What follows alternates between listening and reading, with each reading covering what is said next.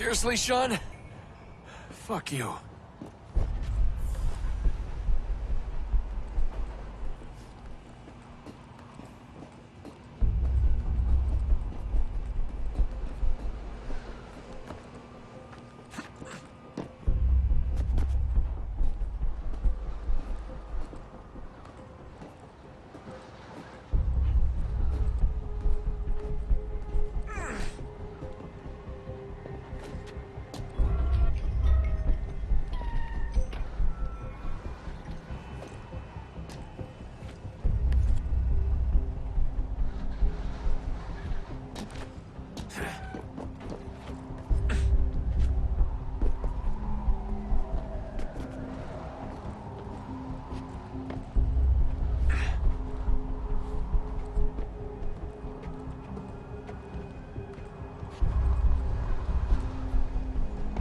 Jesus. Look on the bright side.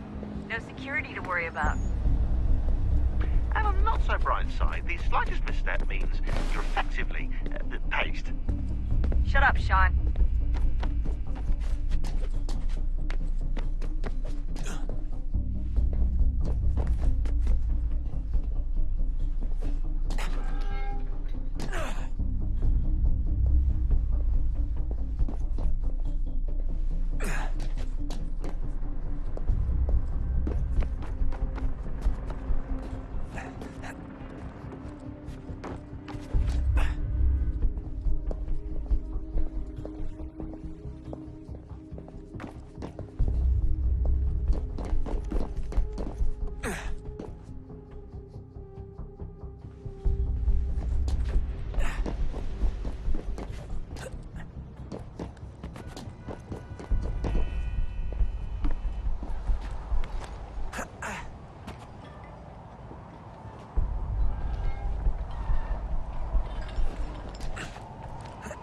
Almost there, Desmond. Once you reach the top of the lit-up crane, you should be high enough to make the jump. Should? It'll be fine, don't worry. Well, you might want to worry a little. I'm pretty sure she was high when she was running the numbers. Sean! A joke. It was a joke. Or was it?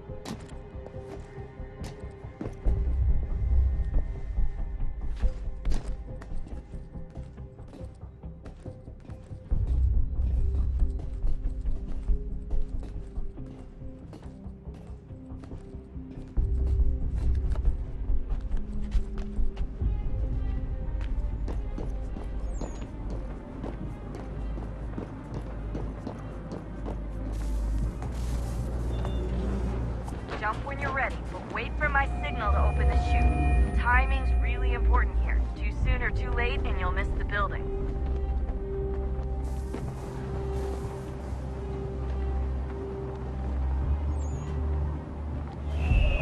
Now! Open your chute, now!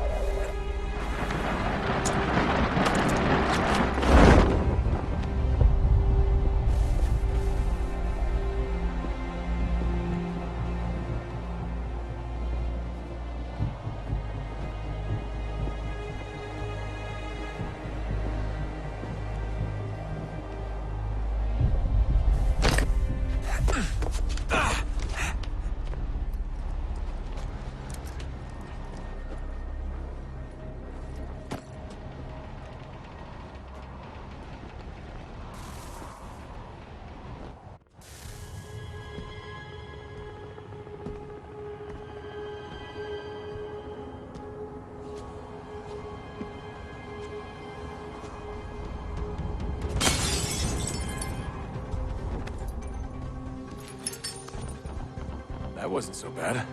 So, you must be Desmond. Not exactly what I expected, but I guess your kind doesn't have many options these days. Who are you? Ask your father. Now give me that. I don't think so.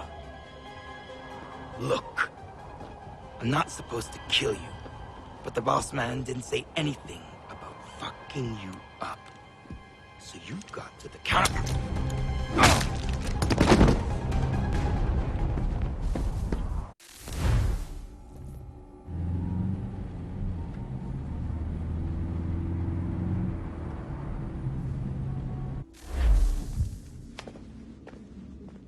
So who the hell is Daniel Cross? Believe it or not, he used to be an assassin. The assassin, the way I've heard it told, but it turned out he was a sleeper agent for Abstergo, programmed to infiltrate and destroy the organization. How did he know you were there? We could be compromised. They must have caught me snooping inside their network and sent Cross to see what we were after. If they were aware of our current location, we'd know. Though, I will say this. Doesn't bode very well for future expeditions. I've set up some cameras topside. If anyone shows up, we'll see it. I'd suggest you go see about finding a socket for that power source. Or we can return to Connor if you prefer. All the artifacts in the world won't mean a thing without the key.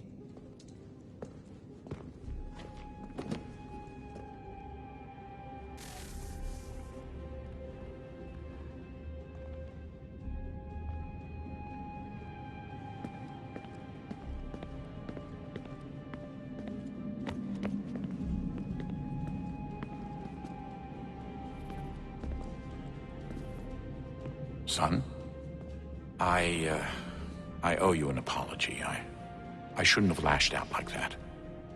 You have to understand, I've never been very good at this. Never mind that we live rather extraordinary lives. Yeah, I kinda liked my ordinary one. You can't escape who you are, Desmond.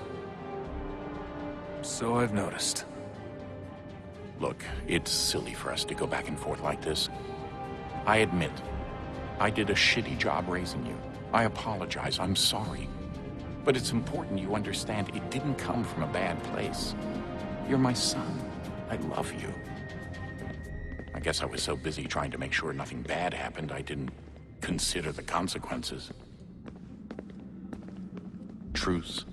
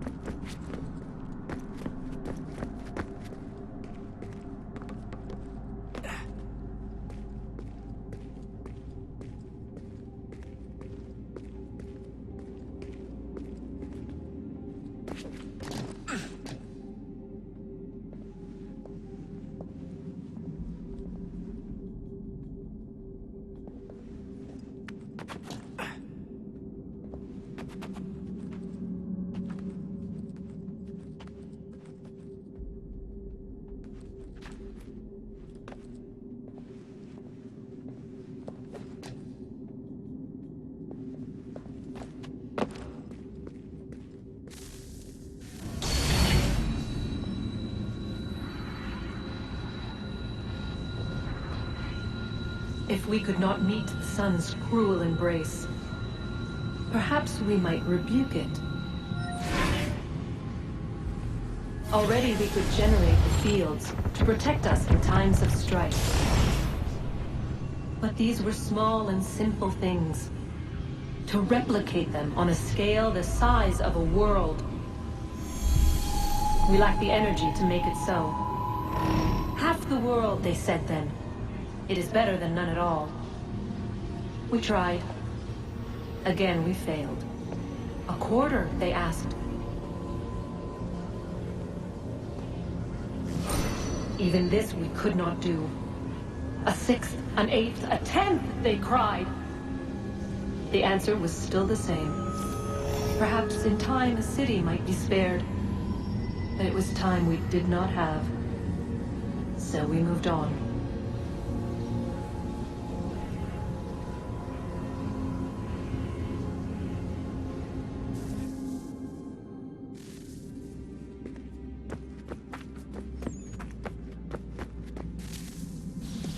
Wonder what's inside. Only one way to find out.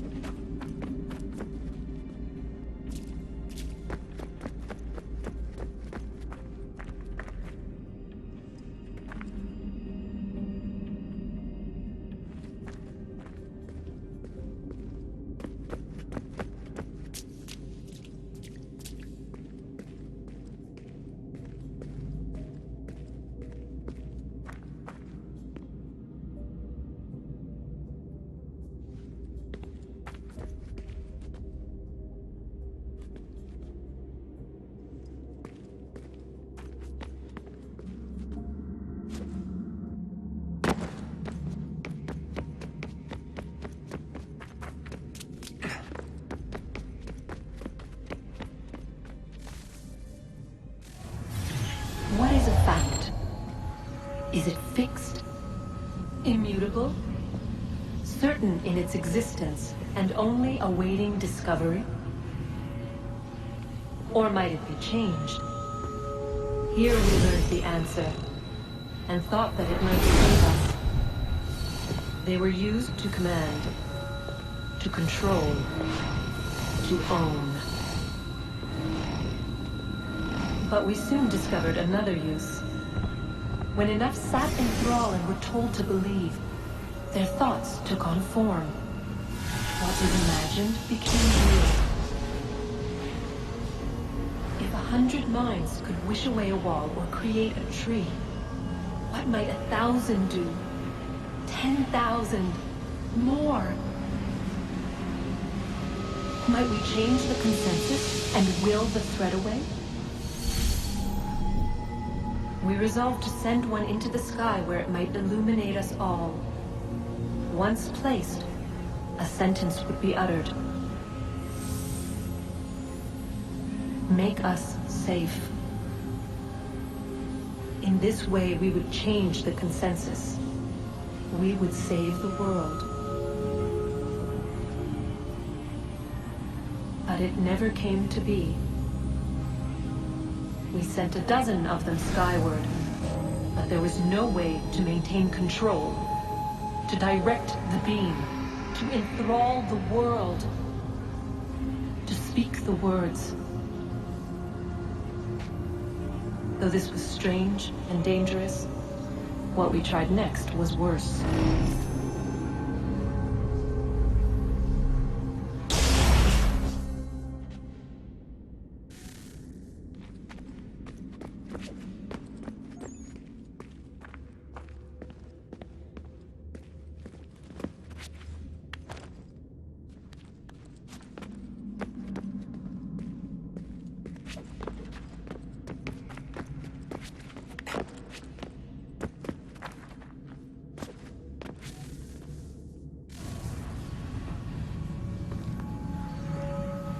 Our first instinct was to travel back, to change the past.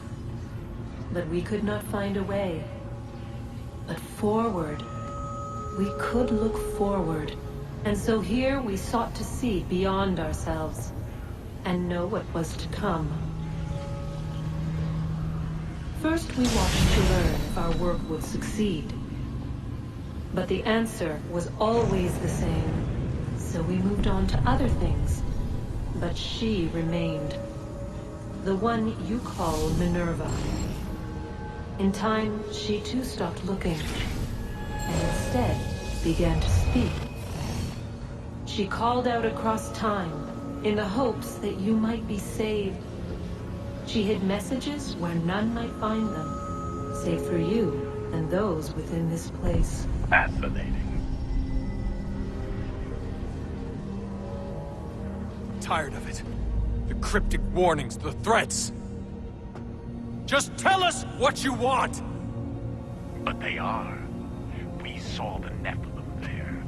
We seemed like grasshoppers in our own eyes, and we looked the same to them. Imagine trying to explain all this to a 2-year-old, to a grasshopper. When they said the will of the gods was unknowable, they meant it. Literally. I killed her, you know. I killed Lucy. It was the apple, son. It was Juno. I saw what she was. What would happen if I let her live? I could have stopped myself. I mean, there was a force there. But I didn't have to. I chose to. Desmond. Lucy was going to betray us and take the apple back to Abstergo. I saw the satellite launched. I saw them turn it on, and then... it failed. Whatever's on the other side of that door, it benefits Juno. We need to be careful.